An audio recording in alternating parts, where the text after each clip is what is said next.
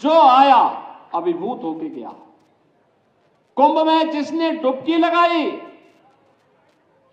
उत्तर प्रदेश के प्रति और भारत की सनातन संस्कृति के प्रति अभिभूत होकर के गया। और बहनों और भाइयों, मैं यही कहने के लिए आया हूं, यह अवसर है हमारे पास। अब उत्तर प्रदेश को कोई बीमारू राज्य नहीं कहेगा। अब उत्तर प्रदेश के युवाओं के सामने पहचान का संकट नहीं खड़ा कोई कर सकता, क्योंकि अब उत्तर प्रदेश माफिया मुक्त हो चुका है, दंगा मुक्त हो चुका है। ये नए भारत का नया उत्तर प्रदेश है। यह उत्तर प्रदेश आज भारत की आध्यात्मिक आत्मा का प्रतिनिधित्व करते हुए,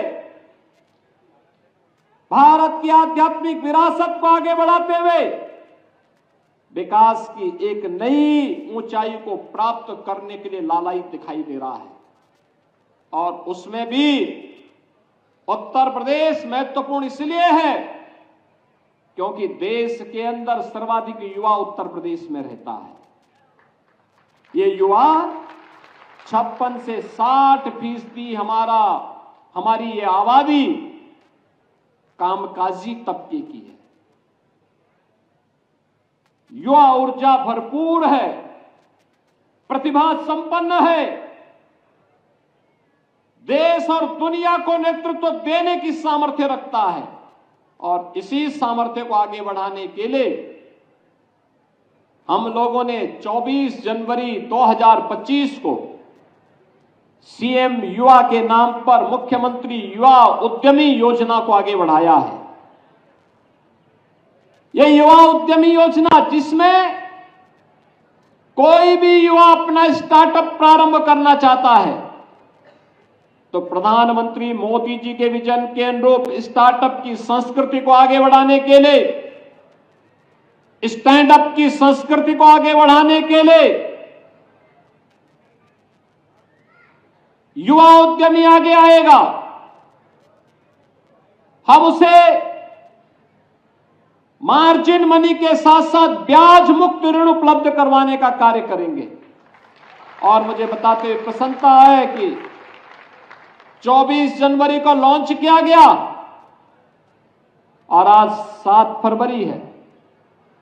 7 फरवरी तक आते आते, 7 मार्च तक आते आते मैं देख के बहुत चक था कि 1.5 लाख से अधिक लोगों ने आवेदन कर लिया। यानी देने 1 लाख लोगों को थे, आवेदन आ गए 1.5 लाख। स्क्रीनिंग हो रही है, बैंक ने 25,000 स्वीकृति भी कर ली और इसमें 10,000 लोगों को वितरण भी हो गए। कल मैं गोरखपुर में था, 2,500 युवाओं को वहां पर, गोरखपुर और बस्ती 2 कमिश्नरी का था, 2,500 युवाओं को वहां पे ऋण वितरण का काम हुआ। आगरा में इससे पहले कार्यक्रम हो चुका है।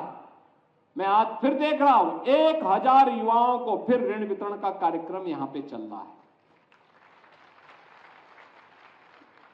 यानी हमारा युवा अब नौकरी के पीछे भागेगा नहीं, बल्कि नौकरी पैदा करके नए नए लोगों को रोजगार और स्वावलंबन के मार्ग पर अग्रसर करने का काम करेगा। और ये तो वैसे भी उत्तर प्रदेश इसके लिए जाना जाता था। बहनों और भाइयों, कहते हैं कि 16वीं सदी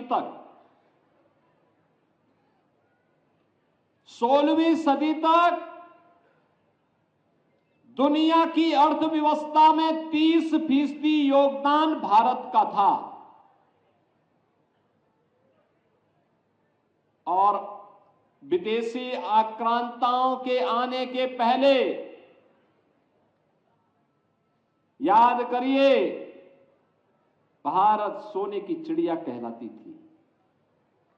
दुनिया की सबसे अधिक अच्छी समृद्धि भारत के पास थी, धन धान्य से परिपूर्ण था,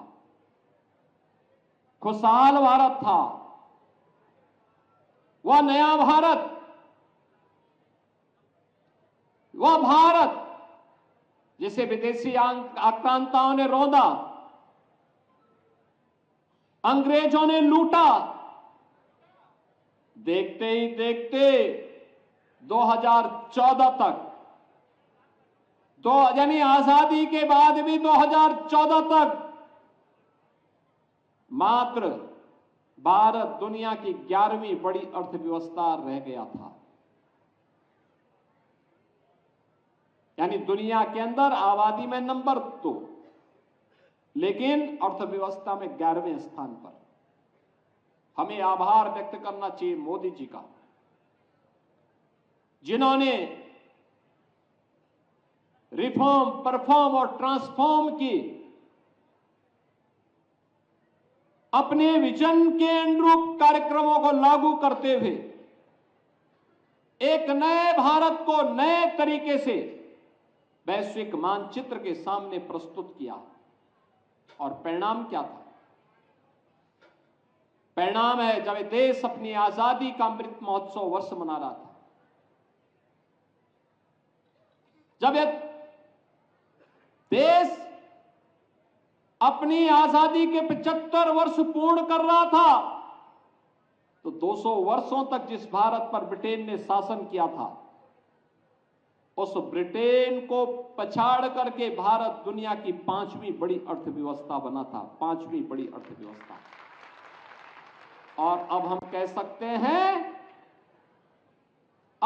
सकते हैं अगले 2 वर्ष के अंदर भारत दुनिया की 3री बड़ी अर्थव्यवस्था बन जाएगा। 3री बड़ी अर्थव्यवस्था का मतलब विकास होगा।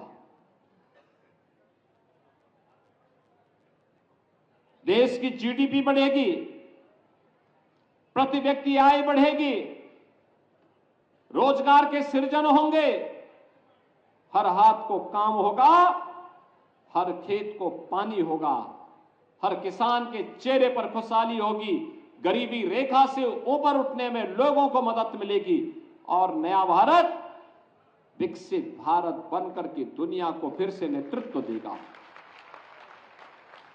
विकसित भारत की उसी आधारशिलों को आगे बढ़ाने के लिए ये मुख्यमंत्री युवा उद्यमी स्कीम, हम लोग आज यहां पर आपके बीच में 1000 नए उद्यमियों के साथ आपके सामने आए हैं।